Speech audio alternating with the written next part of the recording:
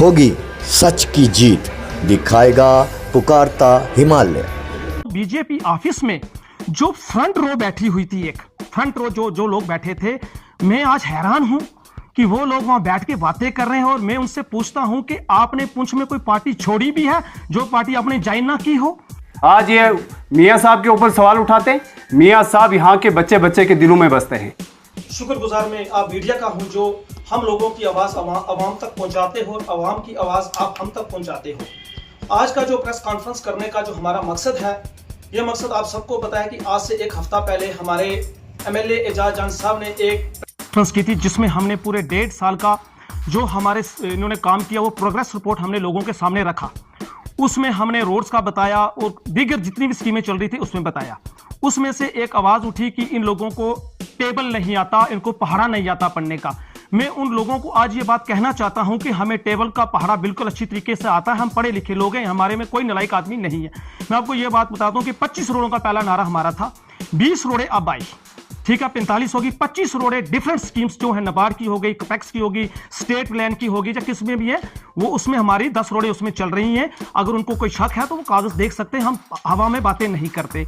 आज आपके एक माध्यम से मैं एक बात उन तक पहुंचाना चाहता हूं कि जो बीजेपी ऑफिस में जो फ्रंट रो बैठी हुई थी, एक फ्रंट रो जो लोग बैठे थे, मैं आज हैरान हूं कि वो लोग वहां बैठ के बातें कर रहे हैं। और मैं उनसे पूछता हूं कि आपने पुंछ में कोई पार्टी छोड़ी भी है जो पार्टी आपने ज्वाइन ना की हो? आप बताओ हमें। और जो सीनियर क्यादत थी जो बीजेपी की, उसमें हमारे एक्स एमएलसी प्रदीप शर्मा साहब हों या सुनील गुप्ता साहब हों, जो उनके चाचा चन्नी जी हों, मुझे वो कहीं नहीं दिखाई दे रहे। जिन लोगों ने सेक्रीफाइस किया बीजेपी के लिए, जो बीजेपी को जिंदा किया, इस पुंछ में हमेशा लड़ते रहे, कुछ ना कुछ वो उस जगह पे भी इन लोगों के जो लोग छोड़ के गए ना अपने मुफाद के लिए, उन लोगों की उन लोगों ने साइडलाइन कर दिया। ये अपने मुफाद के लिए पार्टियां छोड़ के दूसरी पार्टियों में चले गए। ये लोगों क्या क्या भला करेंगे? ये लोगों को भला करेंगे? ये बोलते हैं जी 10 रोड्स जो हैं, 10 रोड जो हैं, एमएलए साहब ने जी झूठ बोलता है, ये करता है, वो करता है। फिर उधर मानते हैं जी 10 रोडों का प्रपोजल हमने बनाया था। अगर ये 10 प्रपोजल आपने मंडी में भेजा था, सेंटर में सरकार आपकी थी, उसकी डीपीआर बनी, उसका सर्वे हुआ, एज जेज के उसका मैप बना, और वो रोडें आपने पुंछ में क्यों नहीं लाई? वो रोडें पुंछ आप ला सकते थे ना। आप दावे कर रहे हो ना कि वो 10 रोडें हमने लाई थी। फिर उसके बाद एक झूठ और, उसके झूठ ये कि 2014 में हमने ये प्लान, और 2028 गलती से, अब टेबल या गिनती किसको नहीं आती आप जान ले, 28 उन्होंने बोला लेकिन 26 चल रहा है। आप मुझे बताओ कि मुझे इतनी बात सिर्फ बता दे कि 2014 में वो कौन सी पार्टी में थे, कौन सी जमात में थे, जिस जमात में जाके उन्होंने वो डेपुटेशन वहां दिया और बोला कि हमने ये काम किया। ये सब झूठ है। लोगों को ये बेवकूफ बना रहे हैं। ये लोगों का ये नहीं चाहते कि लोगों का काम हो। फिर उन्होंने एक बात की हॉस्पिटल की, ओ जी लेबोरेटरी शिफ्ट हो गई, लेबोरेटरी शिफ्ट हो गई। हम पूछते हैं भाई कहां शिफ्ट हुई? मुझे बताओ। रमजान के दौरान एमएलए साहब ने एक टूर किया हॉस्पिटल का। कुछ लोग वहां परेशान थे, कुछ लोग वहां बैठे थे, बाहर बैठ के उन्होंने कोई नमाज पढ़ रहा था, कोई खाना खा रहा था, कोई कुछ कर रहा था। जब साहब ने वहां देखा कि यार यहाँ लोग, ये पार्क है, इतना अच्छा पार्क है, यहाँ लोग बैठेंगे, यहाँ बैठ के वो कोई नमाज पढ़ेगा, कोई खाना का नहीं है। वहाँ हिंदू भी जाता है, वहाँ सरदार भी जाता है, मुस्लिम भी जाता है, वहाँ सिख भी जाता है, हर धर्म का आदमी वहाँ जाता है। इसलिए साहब ने क्या किया, उस लेबोरेटरी को शिफ्ट करवाया। जो नई हॉस्पिटल पीछे बिल्डिंग बन रही है, जिसे 25 करोड़ की जो हॉस्पिटल की बिल्डिंग बन रही है, उसमें 2 करोड़ की जो लेबोरेटरी है उसका काम भी लगा हुआ है। अगर ये लोगों का इतना भला चाहते, 5 मिनट ये सुप्रीटेंडेंट के पास जाके पूछ नहीं सकते थे कि ये लेबोरेटरी कहां शिफ्ट हुई है? ये हवा में बातें करते। फिर उसके बाद हमारे सामने एक बात और बोली, जनाब इसको सियासत मैंने सिखाई है। वाह क्या बात है जनाब। बच्चा स्कूल आता है पढ़ने के लिए, स्कूल उसके घर नहीं जाता। आपने पूरी सियासत एमएलए एजाज जान के उनके वालिद के साथ की। आपने वहां से नाम कमाया, आपने वहां से शोहरत कमाई। जब आपने सब कुछ करने के बाद दूसरी पार्टी में आप बोलने लगे कि उसको सियासत मैंने सिखाई है। जो बच्चा जिसके घर में से 35 साल से सियासत चल रही है, आप उसको सियासत सिखाओगे? मुझे बड़ी हैरानगी होती है जब लोग ये बातें करते हैं। ये लोग सिर्फ बातें करते हैं, इनका कोई काम नहीं है। आप बताइए। 10 रोड दी गई हैं, पुंछ हवेली के लिए 2 रोड दी गई हैं। पुंछ सिटी के साथ तरह क्यों किया गया, क्यों बेइंसाफी की गई? आपके सवाल से पहले मैं पिछले 2 दिन से एक चीज़ देखे जा रहा हूँ कि ये मेरे सामने कैलेंडर है, और इस कैलेंडर में आप देखेंगे कि 2026 का कैलेंडर है, और इसमें मैं पिछले 2 दिन से ढूंढ रहा हूँ कि 2028 मुझे कहाँ पे मिलेगा। और फिर मुझे पता चला कि ये बीजेपी के लीडर हैं, वो 2026 को 28 भी बना सकते हैं। और जब मैंने प्रेस कॉन्फ्रेंस देखी, प्रेस कॉन्फ्रेंस के बाद मुझे ये इस चीज़ का एहसास हुआ कि वो लीडर हैं जिनके लिए सेल्फ इंटरेस्ट के बगैर कुछ भी जो है वो इम्पॉर्टेंट नहीं है। 2026 को 2028 कहने वाले लीडर आज आज़ाद जान साहब पे सवालिया निशान उठाएंगे कि उन्होंने 55 रोड जो लाई है वो फराड है। मैं उनको बताना चाहता हूं कि अपने ब्लॉक में जाकर देखें। हमें तो पिछले 5-6 साल से डीडीसी जो है ब्लॉक का नहीं मिल रहा है। ज़रा सबसे पहले डीडीसी को तो ढूंढें।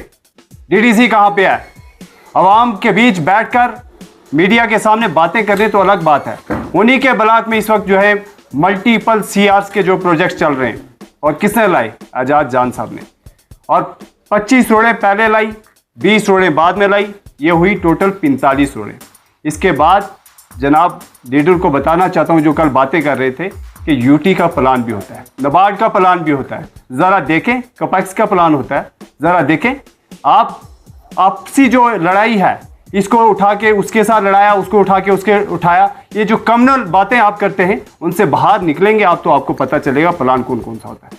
रही बात पहुंच की, और मैं इसके साथ साथ एक और चीज़ कहूँ, ये वही लीडर हैं जिन्होंने आज कल यहाँ पे कहा कि मियाँ साहब के खिलाफ, और मियाँ साहब का जब इलेक्शन की बात थी तो मियाँ साहब के टाइम में इन्होंने कहा कि हमने तवीज़ पत्ती नहीं लिखानी इनसे, हमने उस लीडर को बनाना है जो आवाम की बात करेगी। क्या आवाम उससे? जब प्रेस कॉन्फ्रेंस हुई तब उन्होंने कहा कि हमने भी मियाँ साहब को वोट दिया, और आप वो थोड़ा सा गलत बोल रहे हैं। आपने मतलब प्रेस कॉन्फ्रेंस सुनी नहीं है। अगर आप मीडिया हजरात यहाँ पे तशरीफ़ लाए हैं और आप इन्हें ये सवाल पूछा, अगर आपको इस चीज़ की खबर होगी कि उस दिन जब यहाँ पे मियाँ साहब और यहाँ पे इलेक्शन था, तो उस वक्त यहाँ पे किसके घर पे खाना खिलाया गया अपोजिशन वालों को, आपको इस चीज़ की खबर होनी चाहिए। हमारे पास तमाम वो फ़ोटोज़ मौजूद हैं, लेकिन हम किसी की पर्सनल उस पर नहीं जाएंगे।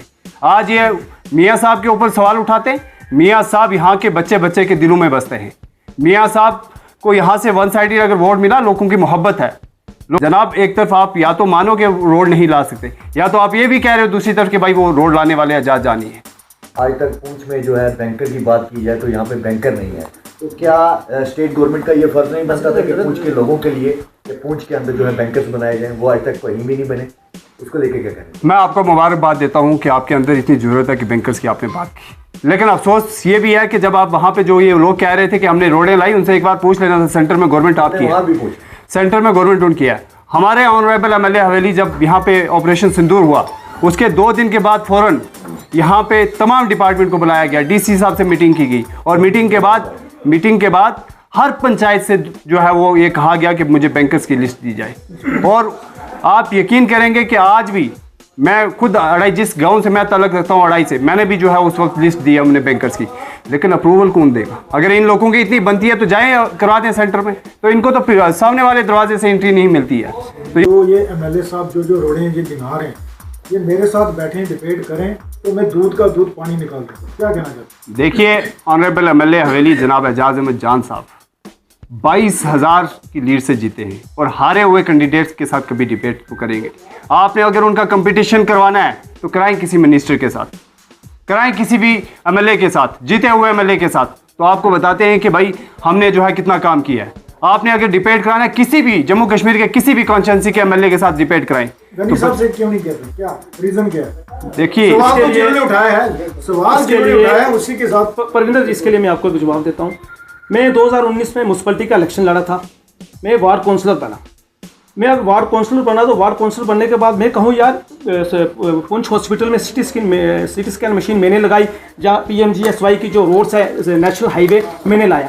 मैं सिर्फ आपसे इतना, अगर उसका डिबेट क्या करनी है, डीडीसी की एक मर्यादा होती है, उसका एक हद होता है जो उसके पास हाथ की फंडिंग आती है, जितनी उस फंडिंग आती है। अब मैं कहूँ जी जरा मैं वार्ड छोड़ के, तो मैं अगर नेशनल हाईवे का काम मैंने लाया तो ये बात कोई बनती नहीं है। का कहना है कि उस टीम को सिर्फ उसी जगह लेकर जाया गया जहां एमएलए हवेली जिंदाबाद के नारे लगे, दूर दराज नहीं ले जाया गया जहां पर सही अगर देखा जाए वहां पर किले। देखिए सबसे पहले तो मैं आपको एक चीज़ बताऊं कि JJM के लिए आवाज़ उठाई मोहतरम एजाज जान साहब ने, और उसकी हामी भरी बीजेपी के एमएलए ने भी, अपोजिशन के जितने एमएलए थे तमाम ने भरी कि भाई वाकया JJM में स्कैम हुआ है। अब सबसे पहला सवाल यह है कि ये लोग गलत हैं या बीजेपी के वो एमएलए गलत हैं जिन्होंने असेंबली में ये कहा कि हम एजाज जान के साथ हैं। वाकई जेजेएम में जो है वो पैसा का गफला हुआ है। पिछले दिनों एक लेबॉर्ट्री का काम लगा था जो एमएलए हवेली साहब ने जो है वो काम रोक दिया था, जिसकी वजह से आम जनता जो है काफ़ी सफ़र कर रही है। लेबॉर्ट्री टेस्टिंग के लिए लोगों को दूर दूर जाके जो टेस्टिंग करनी है, अगर वहाँ लेबॉर्ट्री बन जाती क्या लोगों के हक की बात थी, क्या लोगों के खिलाफ था? अब जो पेशेंट के साथ आएगा उससे जो है वो वहाँ पे आपको क्या लगता है कि वहाँ पे उनको छाया चाहिए कि सबसे पहले पेशेंट का जो काम जो है वो जल्दी होना चाहिए? वहाँ लेबॉर्ट्री का काम क्यों रोका गया? मैं आपको एक चीज़ इसमें बताता चलूँ कि पिछले 10 साल का ये खराबा है और इस 10 साल में जिसको जो मान आप पिछले 10 साल का ये खराबा है। ये तमाम चीज़ें जो हैं ये चल रही हैं। इस वक्त आपने देखा कि हॉस्पिटल के बैक साइड पे आप देखो वहाँ पे काम चल रहा है, वो अलग चल रहा है, ठीक है। सामने जो वहाँ पे भी एमएलए साहब ने तमाम डिपार्टमेंट को बुला के, सीएमओ को बुला के, सुपरिटेंडेंट को बुला के इंस्ट्रक्शंस दे दी हैं और ये चीज़ें आप देखेंगे अगले 1 महीने के अंदर अंदर ये तमाम चीज़ें जो हैं वो आपको इम्प्लीमेंट होती हुई दिखाई दे रही हैं।